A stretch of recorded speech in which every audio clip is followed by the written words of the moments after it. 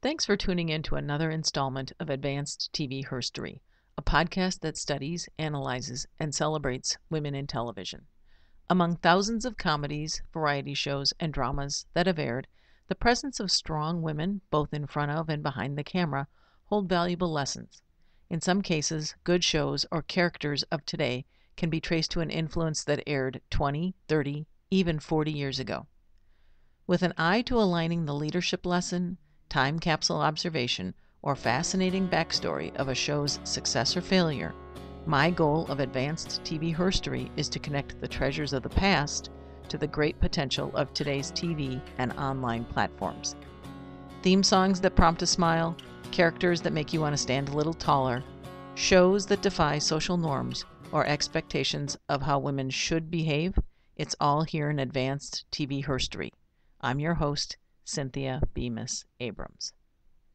With 4 decades of experience wearing many, many hats in show business, Debbie Allen's career is wholly worthy of studying and understanding. Her early years on TV and the stage truly have affected TV herstory as we know it to be today. She is a dancer, writer, a choreographer, businesswoman, director, producer, speaker, and actress. And at 65 years of age, Debbie Allen shows no signs of slowing down.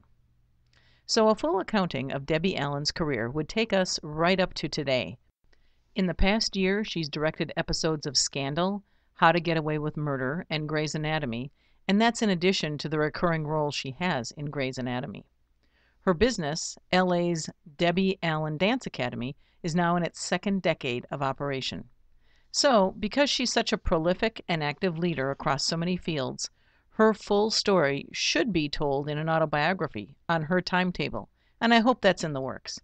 But in the meantime, Advanced TV Herstory knows that her roles in the 6-year TV show Fame gave her the confidence and experience to be where she is today, and it's an important story worth telling. The show, which aired from 1982 to 1987, was transformative in many ways, largely due to Allen's drive for excellence. So this installment is a celebration of Debbie Allen's humble beginnings and upbringings. We'll learn how she led Fame to become a high-quality TV show and how Fame opened doors for her and even closed a few. We'd love to dabble in the Cosby Show spin-off, A Different World, and that show and how she influenced all the aspects of it. But let me tell you, if you'd like that topic and that terrific show that A Different World was explored in a future installment of Advanced TV Herstory, please let me know. If after a few minutes you're still fuzzy about who Debbie Allen is, maybe this jogs your memory.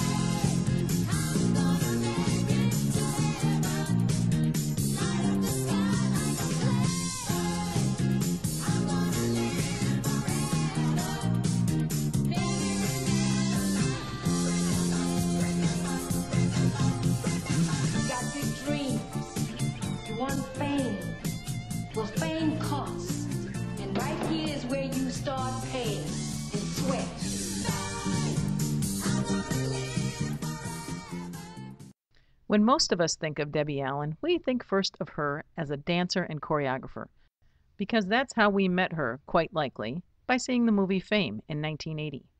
She recounts, however, her initial fascination with dancing going all the way back to her early grade school years. She says she was always being called upon by her family to entertain as she and her siblings grew up in Houston, Texas. And this is a family of achievers. From an interview that appears online at the METV Legends website, it's clear that Debbie's mother in particular played a huge role in her work ethic and how she manages her own expectations and her career.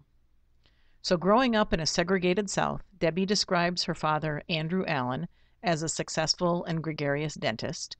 Her mother, Vivian Ayers Allen, was an accomplished poet and artist.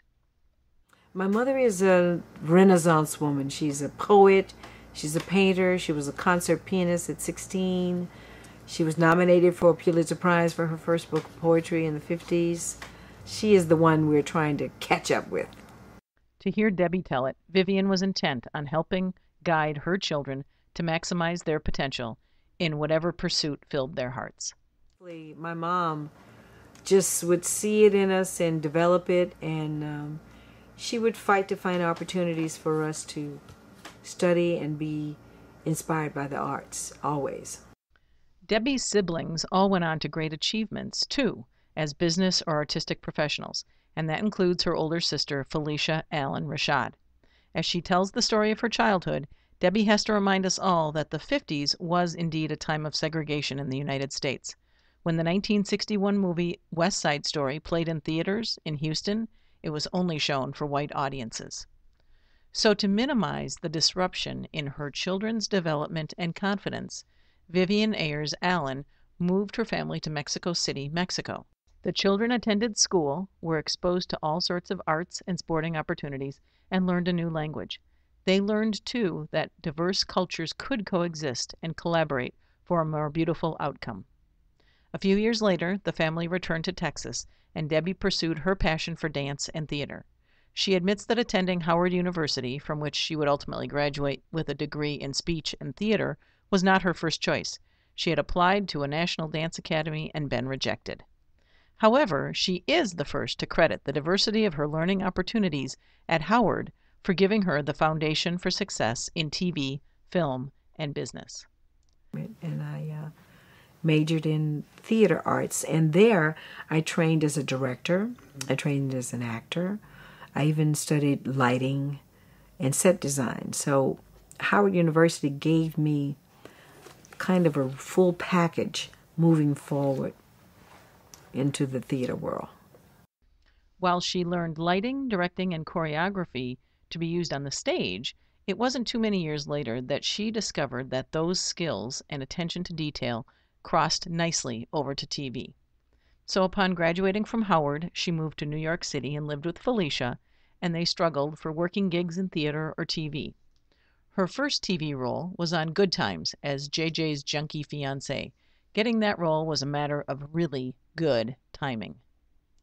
Yeah, everybody was a fan of Good Times. It was a great show. It was family. I mean, JJ was this quirky, funny character, but the storylines were really relevant to not just the black community, but, the working class people of America. It was so relevant. And I was actually visiting Ralph Carter, who was my co-star in the Broadway musical Raisin. And I was just visiting him, and I was actually sitting in the lobby when Jane Murray, the casting director, walked past me and said, she looked at me and she says, "Can you act?" I said, "Yeah, I can." "Can you audition?" I said, "Really?" "Yeah." And so she brought me in her office, showed me some sides. I read the sides, and they cast me as JJ's junkie fiancé on the spot. It was great. 1980 was Debbie Allen's breakthrough year, and she had just turned 30.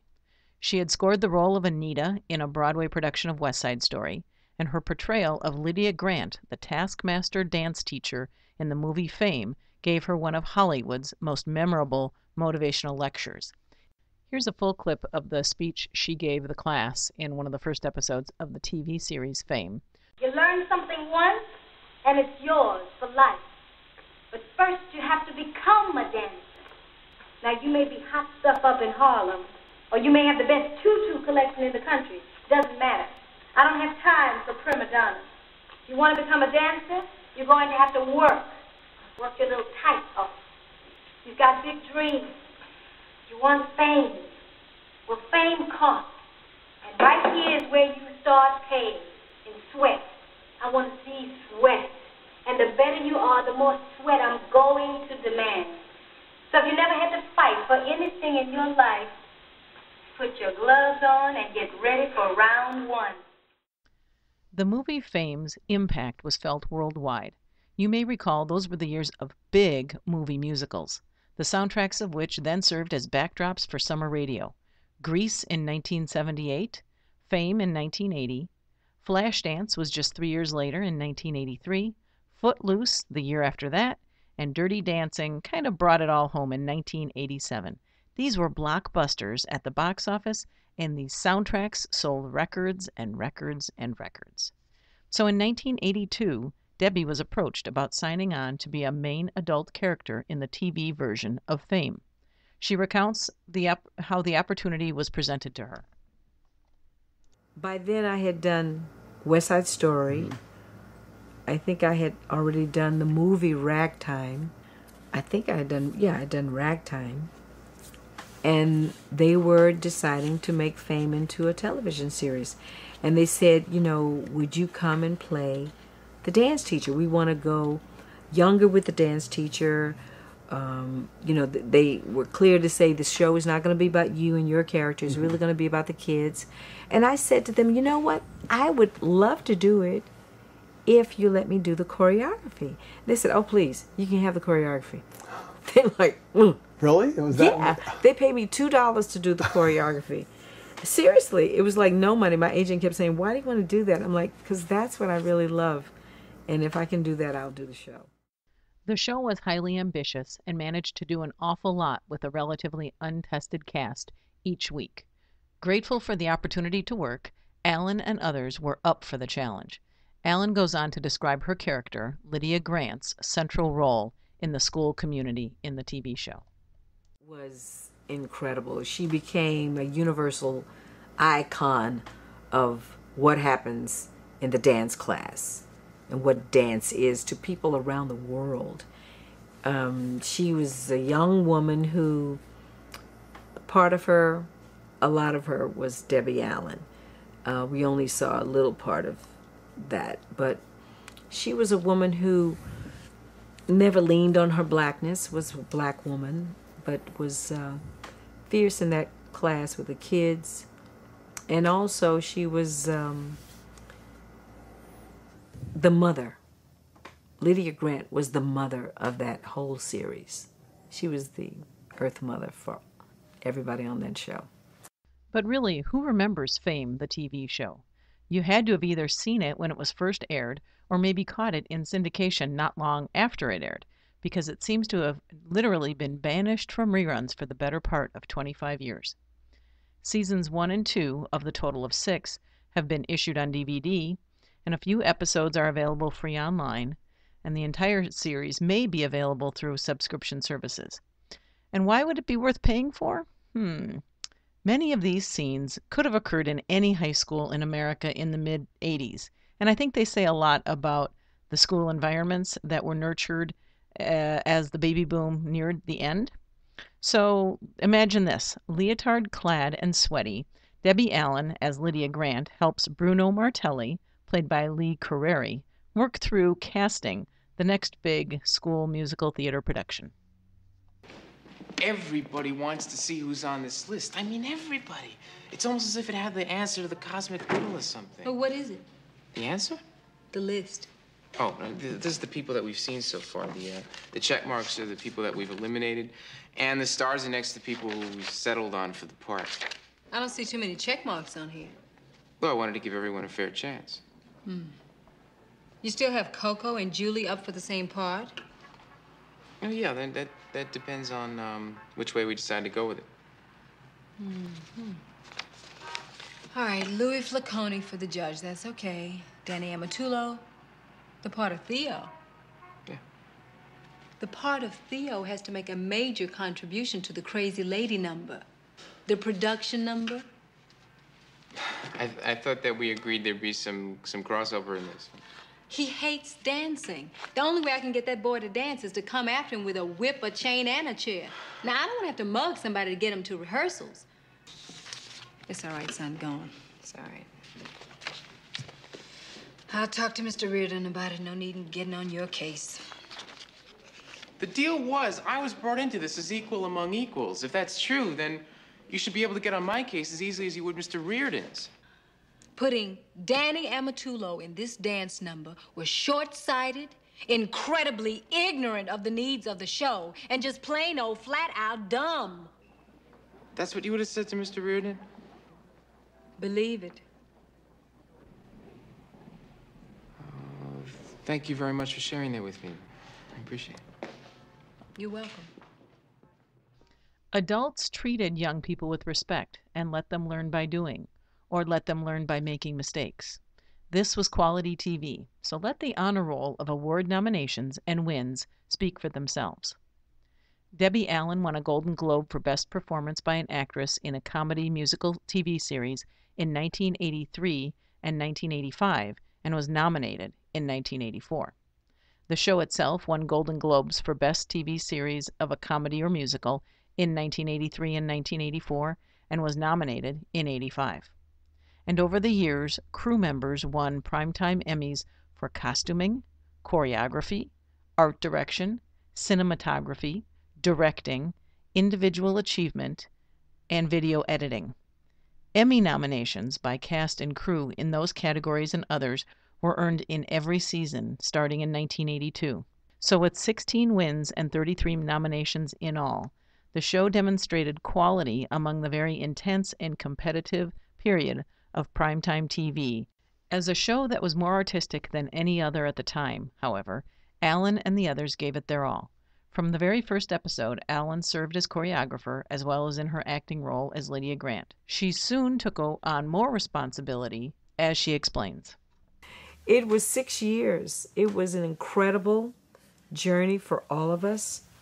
For me, it developed my sensibilities, sharpened my sensibilities as a choreographer, developed me as a director, mandated that I become a producer. It was like going to film school in a way, at the same time that you were doing something that you loved, and there was always so much at stake every week, week to week to week to week. As the show continued, did you have input about your character?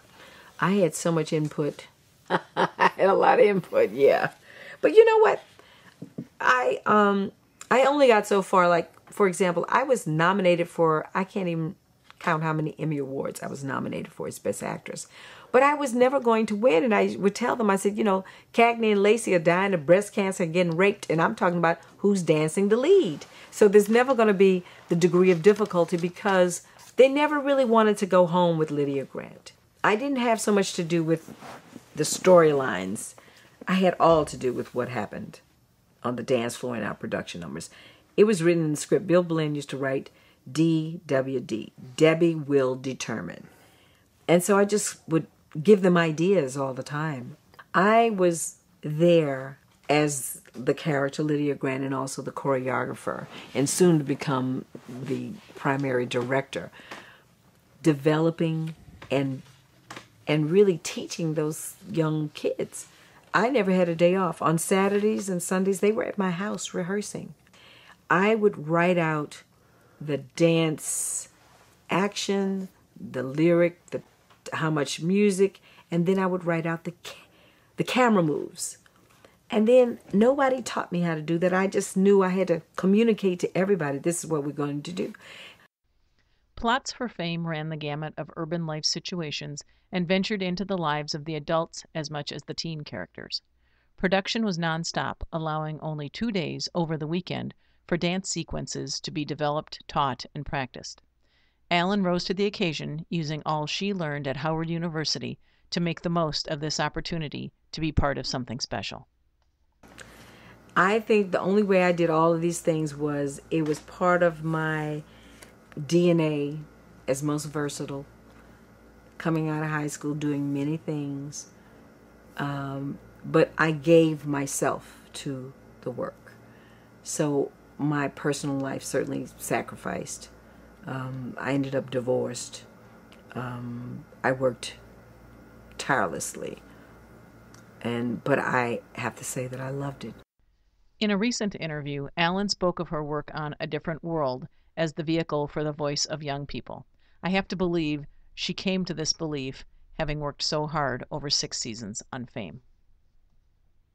We don't have a show that gives the voice of young people who are about what's happening in the country. Right. We were political, we were about sexual, we were about fashion, we were about everything.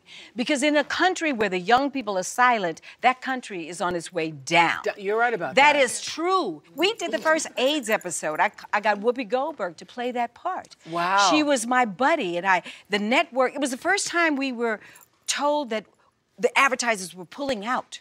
They had never asked for reading a script. They wanted to read the script. We couldn't even show a condom in a package. In a package. We had to point to a purse. What year was this? You couldn't show a condom in a package. Yeah. Look at where we've come from. I Now you know. can stab people in the ear.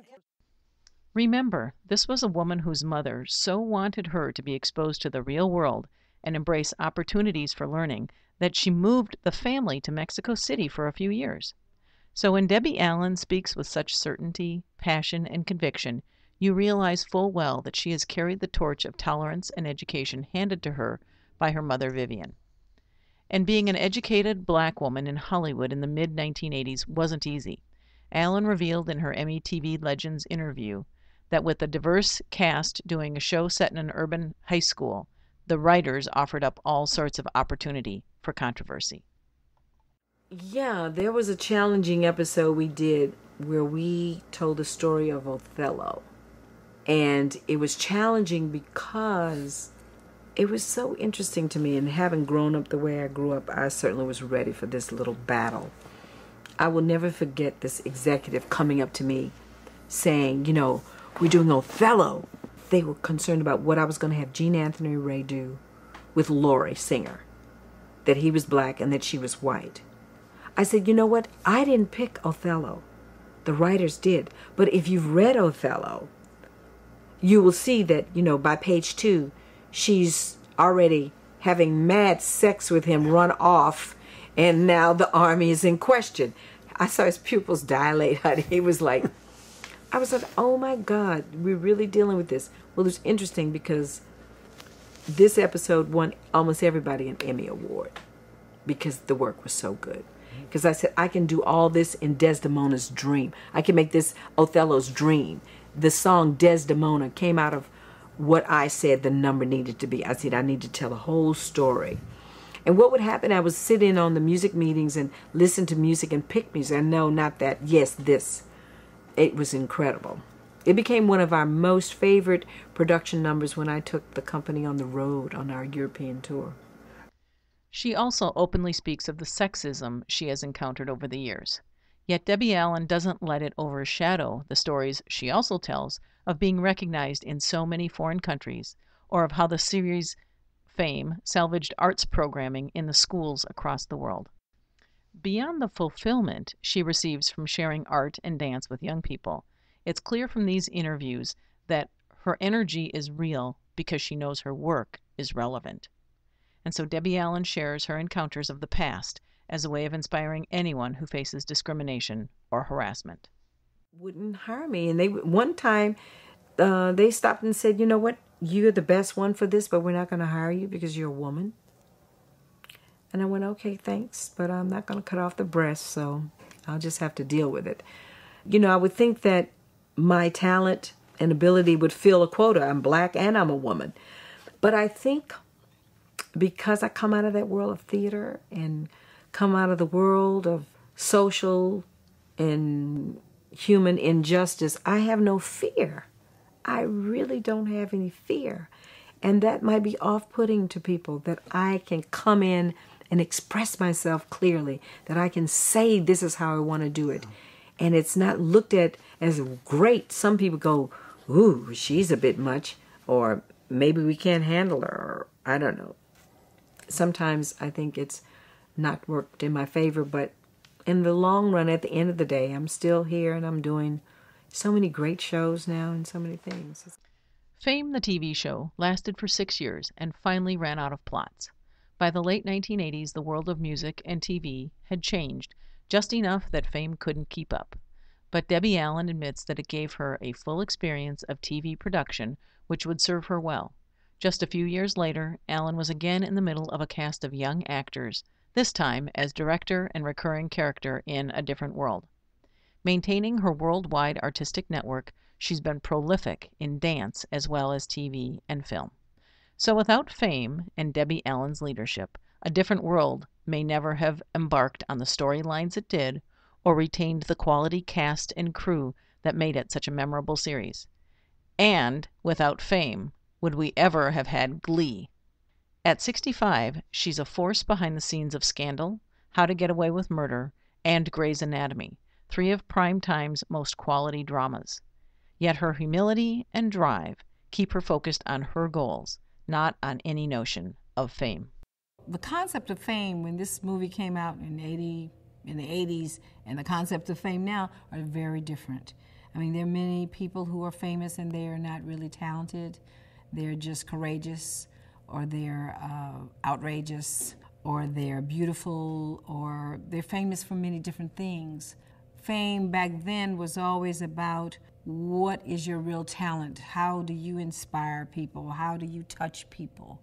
What is your art? Or what is your mission that will inspire people if you're a politician or whatever? But today, fame is very different.